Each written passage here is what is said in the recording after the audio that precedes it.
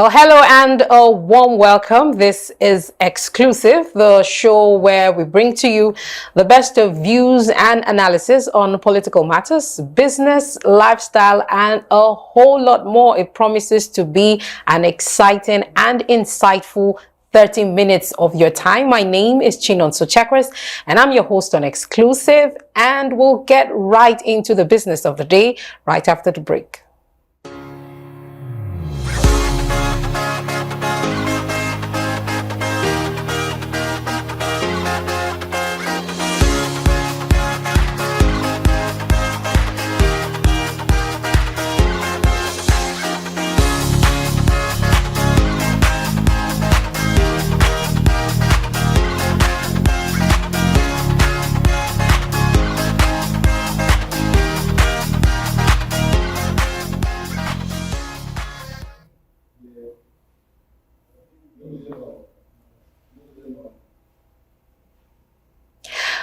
Welcome back. Thank you for tuning in to Exclusive. My name is Chinonso Chakras, as I earlier on mentioned. Today we'll be talking on a very, very important topic that is mostly important to the youth of Nigeria. Upon the inauguration of President Bola Ahmed Tinubu in 2023, May 29th of 2023, he promised women 35% of quota in the governance. And then we all know how that went down. That has not been fulfilled. And a lot of women have been silent about it. We haven't said anything about it. Why is that? Don't we have competent women enough to make the quota as promised, even by himself and his predecessors? And now the Federal Executive Council has constituted that 10% of governance be given to the youth of Nigeria, as acclaimed by the youth minister. Here to deliberate and give us his views and analysis on this particular matter is Mr. Ejiro Unuata, a public affairs analyst and a lecturer with the City Polytechnic in Abuja. Thank you for coming on this morning, and thank you for being my guest. It's always a pleasure to have you around. All right, so let's go straight into the matter. The federal government has instituted that 10% of youth's quota in governance moving forward. Before we go into the nitty-gritty of this and trying to break this down so that everybody watching can understand, what's your take on this?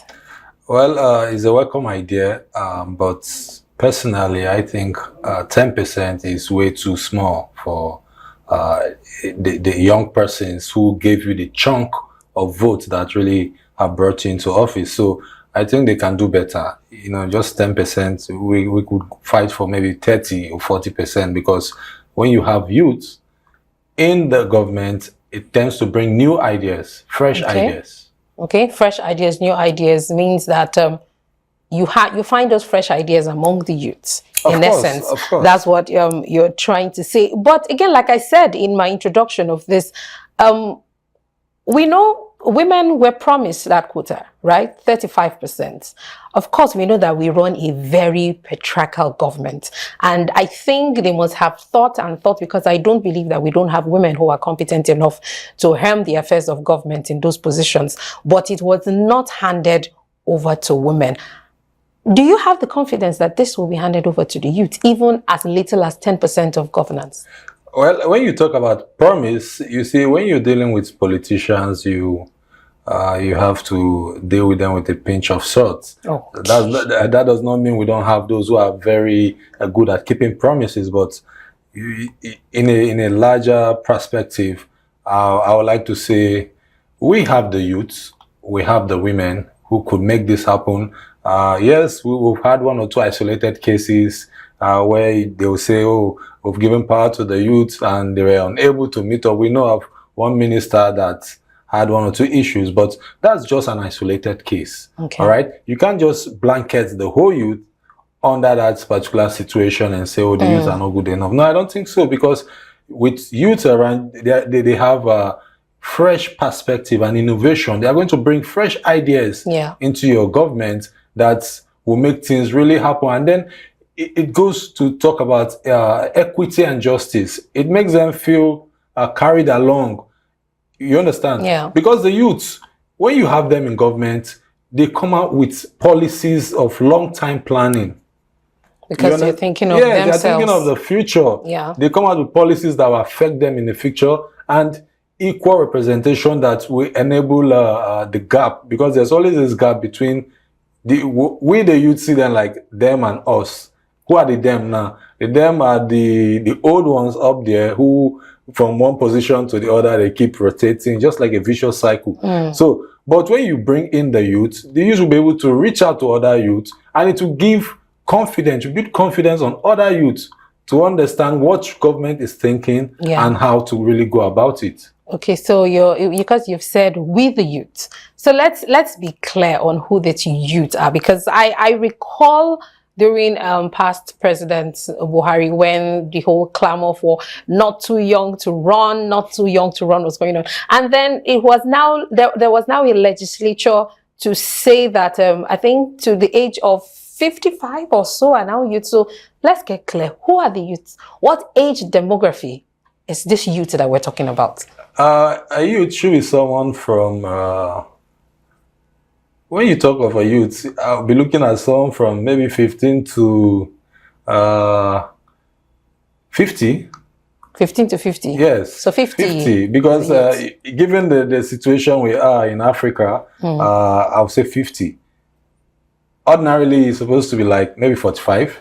But you need to understand, in this part of the world, because life starts slow. Life starts at when you're 40. That's when you begin to discover your potential. That's when you begin to. But that's not to say other persons don't discover theirs before then. But then the thing is this: in Africa, we discover that from 40, you begin to get more involved, more understand yourself, your potentials, what you want to do, and all that. So I'll say 50 is okay. All right, so if you're saying the youth are ready, because if I get you right in your earlier statement, the youth are ready to take on governance. We know that vying for these positions are quite expensive. You have people, they will need to have the backing of their godfathers and all of that. And that's something that we're trying to see how we can minimize godfatherism in our polity. We know how much it is to buy forms and all of that. So are the youth ready when it comes to the economics of vying for positions? The youth are ready. Yes, I'll give you two faces to this particular discussion. Okay. One could be, is either we have a legislation that reduce the cost of this form, because if you look at it, I don't see how many youth can really cough out 15 million. You understand? That's just to get a form. You've not talked about the campaign and every other thing you need to do. So I think it's on the high side. So we must get a legislation to really peg it at a particular price for all the political parties. You understand? Because I think it's deliberate. These prices were taken up deliberately because they know that not every youth can really achieve that particular amount. And that's on one part. On the other part, I think the youth can come together to crowdfund whoever they believe on. Okay. If you believe in Mr. A, come together, raise this money. At one time, we heard that people contributed money for former President Muhammadu Buhari to get his form and all that. So I believe it can still happen. They can still come together and make that happen. That's if the first option does not work. Does not work. The first option of bringing down prices. You said I don't know if I get you right. You said the funds were made that high so that youths will not be able to participate. You think this was targeted at youth or people in a particular status in the country? Well, whichever way you look at it, it was targeted at some persons not being able to get to that position. So for me, since I'm a youth, I would like to look at it that it was targeted at the youth, because at the end of the day, how do you even raise this particular capital? Because there are persons that you see, they are very popular, very good, but they can't afford that money. So they don't even think about it. It's just like you're being trapped in a box. You can't think beyond that space because you don't even know how to go about it. When you go out to reach out to persons who can really help you, they don't do that because they see it like a pipe dream. It's a tall order that probably they just feel, oh, you're going to waste money, you will never get there. How do you stand shoulder to shoulder with somebody who has been in the game for maybe 10, 15, 20 years, who can really muzzle the finance and all that? So I think we need to start thinking differently. Okay, since it's one man, one vote, we need to start thinking differently. We need to start crowdfunding those we believe in. If you believe in anybody, crowdfund that person. Come together. Because if we are together as the youth, I believe we can achieve whatever we want to achieve. Not minding the fact that a lot has happened. You know, one or two persons were given opportunity, they couldn't meet up, but that's just by the way.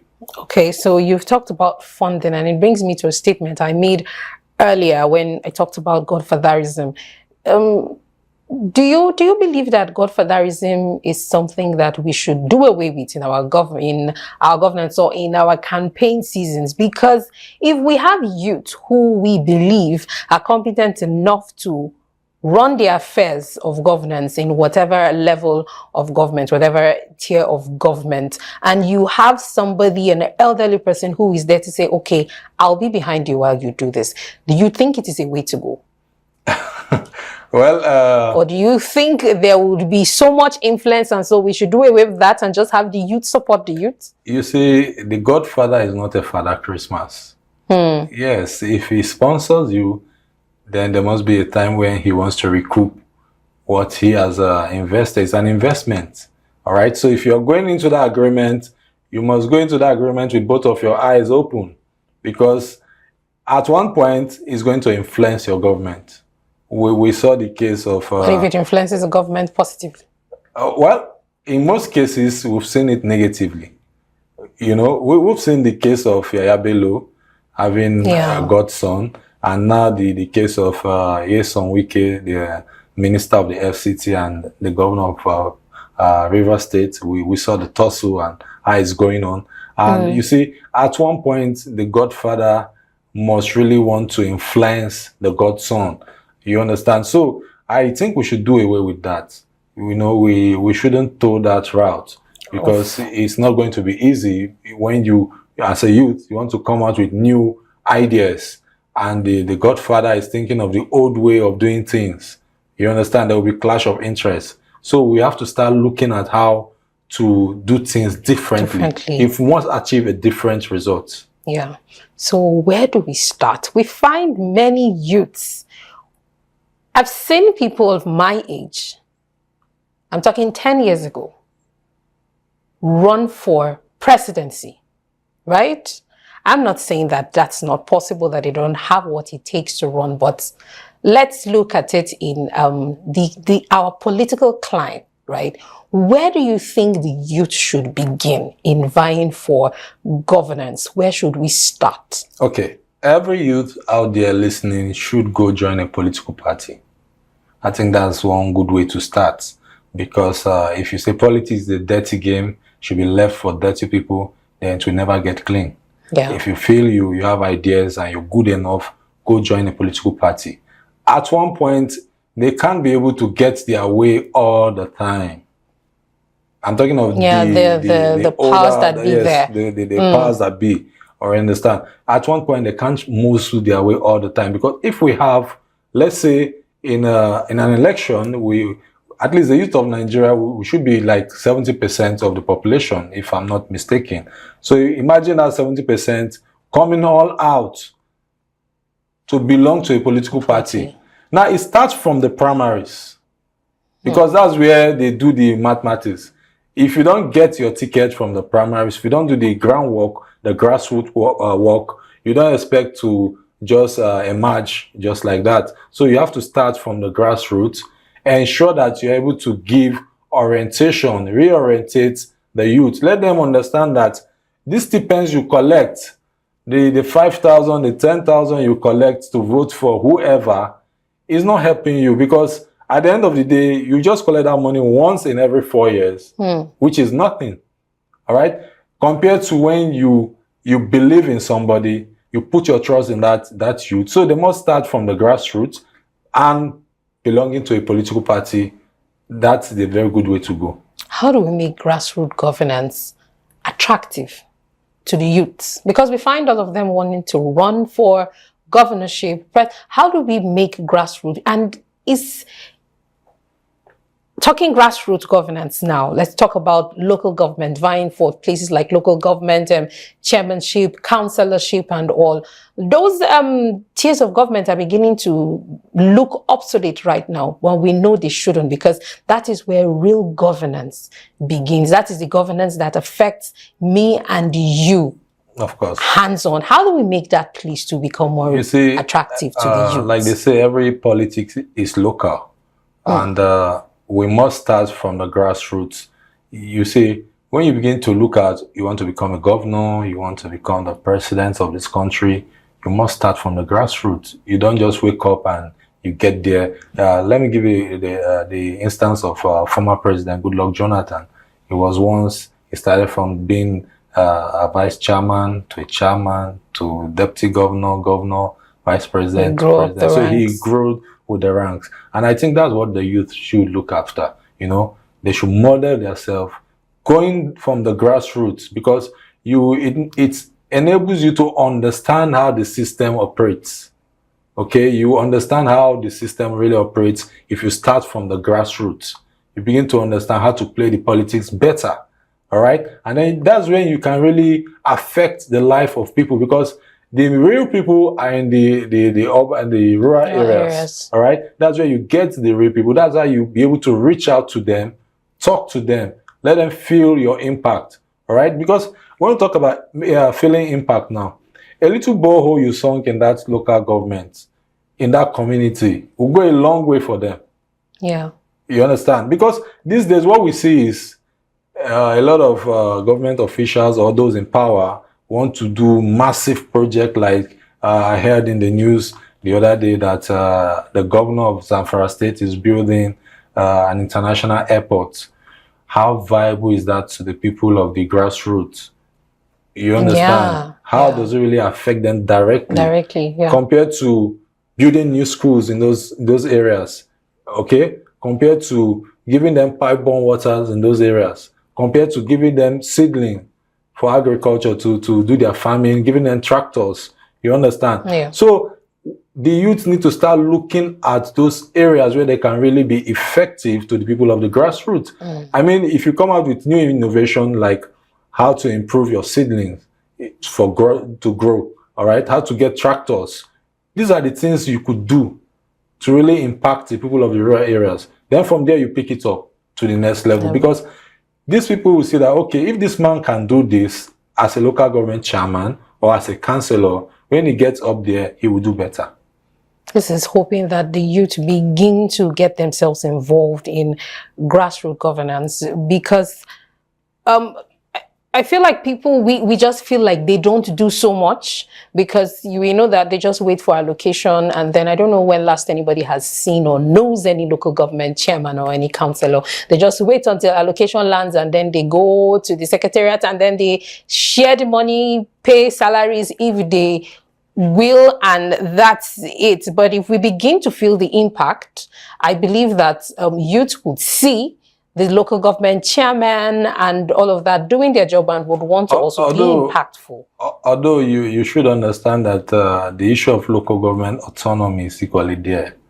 The local government don't really have full access to their resources in this democratic dispensation. But they have jobs to do. They have jobs as simple as seeing that drainages work.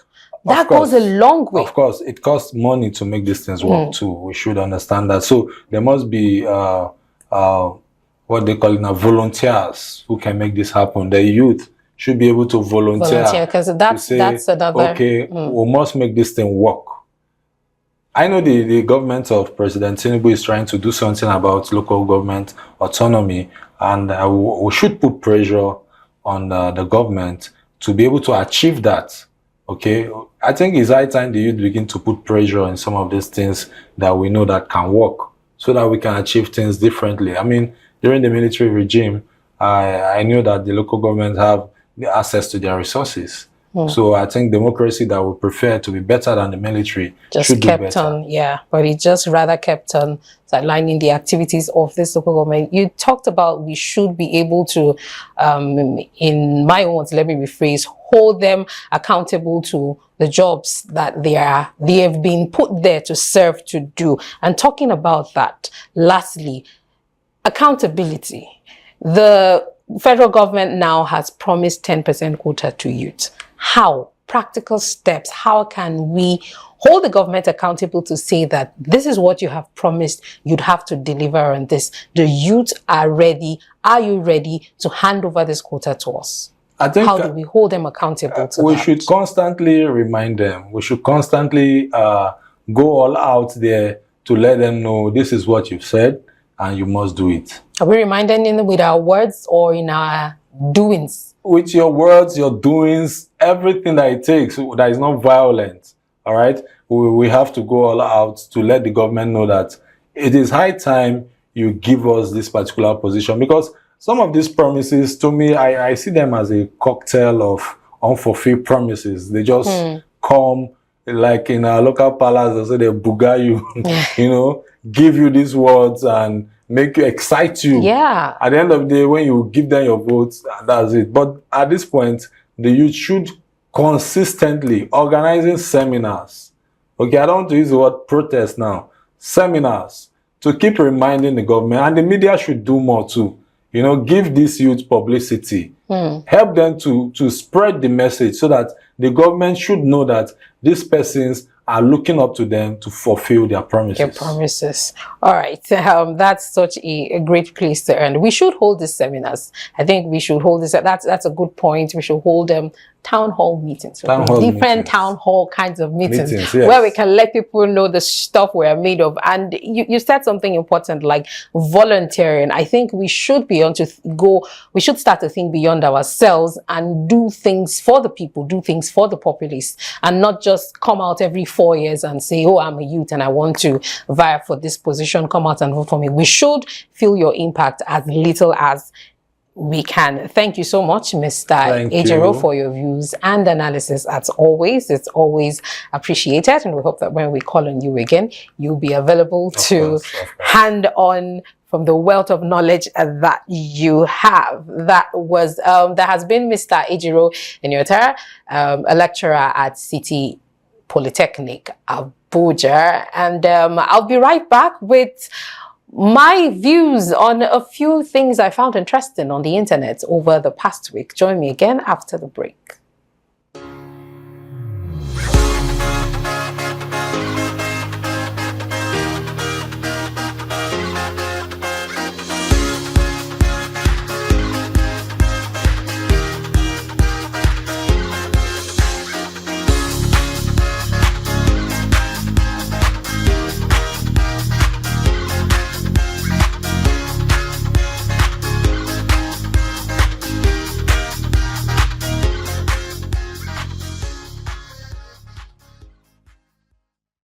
Welcome back. Many thanks for staying with me here on Exclusive. So here are a few things that I found really interesting and I felt like I should talk about and give my views on. This happened in the past week, depending on when you were viewing this recording. So the people of Ijebu Day in Ogun State gather from around the world annually after Eid al-Adha to pay tribute to the Awujale of Ijebuland, Oba Sikiru Adetona, in a kaleidoscope of colors, glitz, and glam. It's such a rich cultural event, the Ojude Oba. So the 2024 celebration was a spectacle that has gotten the whole world of social media agog. The pictures have been everywhere. They've been so beautiful. The coordination has caught me. Like, I wonder, how do they do that? That is the height of Ashrebi at its best. They were all coordinated according to their age grades. It was such a beautiful thing to see. And I just keep wondering how they were able to coordinate themselves in that manner. Like someone said, you know, it's serious when the coordination involves even right down to their shoes. And I give so much kudos to the organizers of that event. And one thing that caught our attention is Mr. Farouk Oreba, a cancer survivor who stole the show with his charisma at the 2024 Ojude Oba Day celebration. The stylish, charismatic Mr. Farouk, a former member of the Derivatives Product Advisory Committee of the Nigerian Stock Exchange, he made a grand entrance on horseback, showcasing his unique fashion sense. It was he was everywhere. Everybody loved him. And to see that he had such a remarkable story, a remarkable background, such an educated man, he came with so much charisma, and Nigerians just fell in love with him all over social media. And of course, we had to do our findings into knowing who he was. And we're so happy that, being a cancer survivor, he's been able to pull through and bring himself. He's so full of life. From the pictures, you can tell the kind of man that he is. So that's that about that event. I found that really, really very interesting in the past week. So something else I found really interesting the past week was a movie, Higher Crime. A movie I was privileged to see in the cinema this past week, a Nollywood drama. I think you should call it a legal drama, if you ask me. It featured Bimbo Akintola, Femi Branch, and Kepi Ekpeyong, and a host of other Nollywood actresses. So I hope that I can share the trailer of this movie. But here's what I thought. Let me just give a brief, of the plot of the story. So Bimbo Akintola had her niece rather, live with her, who was allegedly raped by her fiance before he became her husband. And she finally spoke about it to a blogger who took her story. Tifa was a blogger who took her story.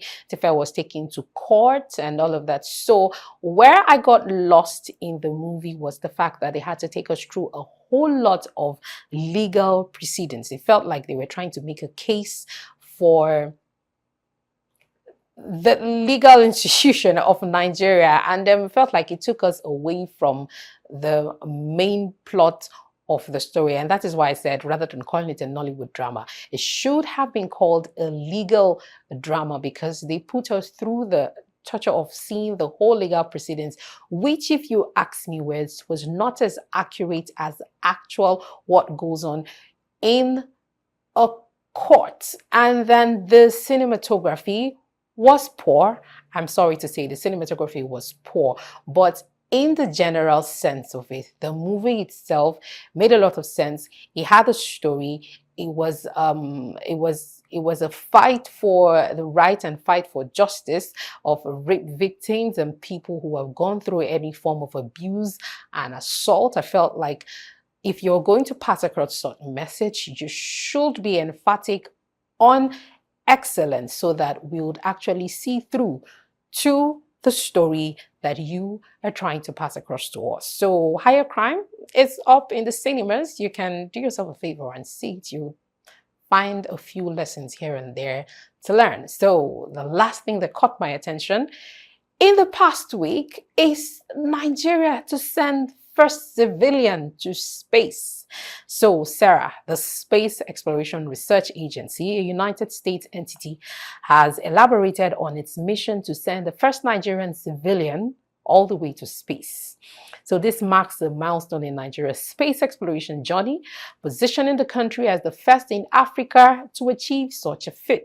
And in an interview, SARA's co-founder, Joshua Schooler, and Sam Hutchison revealed that the project is fully sponsored by SARA with no financial commitment from the federal government. Now, when you hear things like this, it feels like, oh, okay, it's not going to cost Nigeria an arm and a leg. But then you'd have to ask yourself the question of, why? Why do we have them do this us for free? This is where we should raise questions as to why. And they also noted that the selection process will be democratic. Nigerians will vote to choose their representative for this historic mission. We hope that this selection process will be free and fair, and Nigerians will be able to pick a civilian who they feel is best to go to space and get on the space exploration journey on behalf of Nigeria. So these are the three things I found really interesting in the past week, and I thought to give my views on it. And thank you so much for staying with me on Exclusive. My name is Chinon. So Checkers, you've been great company, and I hope that you'll be good until I come your way again on Exclusive with more views and analysis on things happening in Nigeria and in the globe in general. Thank you so much for sticking with me. Have a good day.